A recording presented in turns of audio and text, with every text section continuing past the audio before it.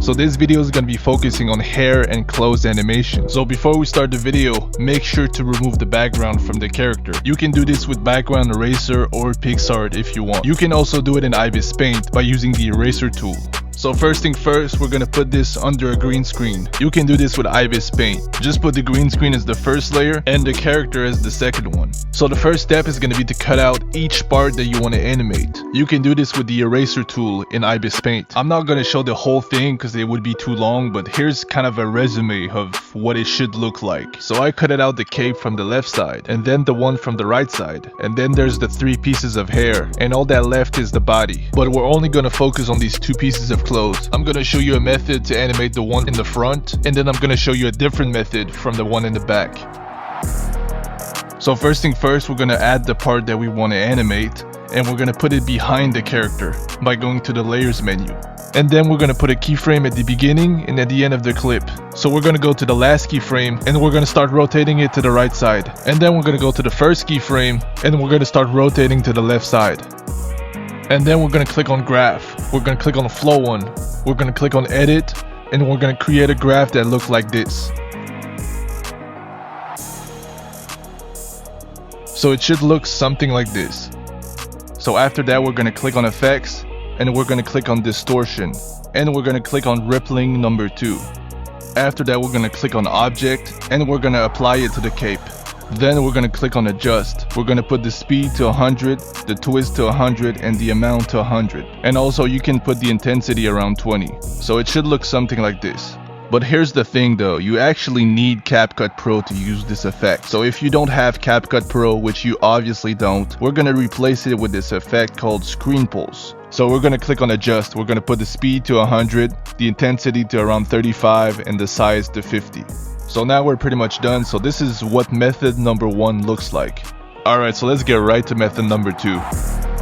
So method number 2 is going to consist of creating some frames in Ibis Paint. So we're going to open Ibis Paint, we're going to click on the layers menu. So we're going to click on duplicate layer. And then we're going to make the first layer invisible by clicking the eye icon. So we're going to click on move layer and then we're going to click on the mesh form feature. So this is the mesh form feature. This is going to add a grid to your image with movable points, which you can adjust with the division X and division Y sliders. This feature is going to allow you to control the image in whatever direction that you want. So we're going to put the division sliders around 3 and let's start creating some frames. So we're going to adjust the points in whatever direction that you want to go. In this example, we're going to move it to the right side. It's very important to move it very slightly because if you move it too much, it's just not going to look good. So we're going to go back to the layers menu and we're pretty much going to repeat the same step. We're going to duplicate the layer and we're going to go right back to the mesh form feature. So as you can see, I'm slightly adjusting the points in whichever direction that you want to go.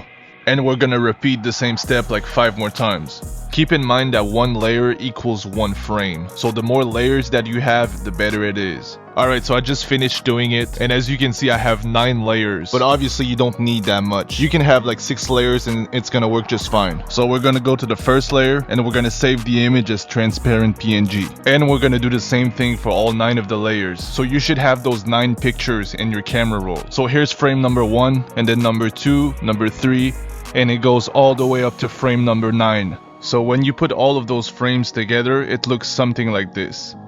So now we're going to open CapCut. We're going to put all of those images in order. And then we're going to reduce the length of each clips to 0.1 second, which is the minimum. And after that, we're going to export the project. And then we're going to create a new project with the clip we just exported. We're going to click on speed and then normal. And then we're going to put the speed around 10. After that, we're going to click on copy and then reverse. And we're going to do the same thing again. We're going to click on copy and then reverse. So as you can see, I'm pretty much spamming copy and reverse over and over again. So it should look something like this. So we're going to export the project and we're pretty much done. You can also add some motion blur if you want a better result. So this is what method number 2 looks like.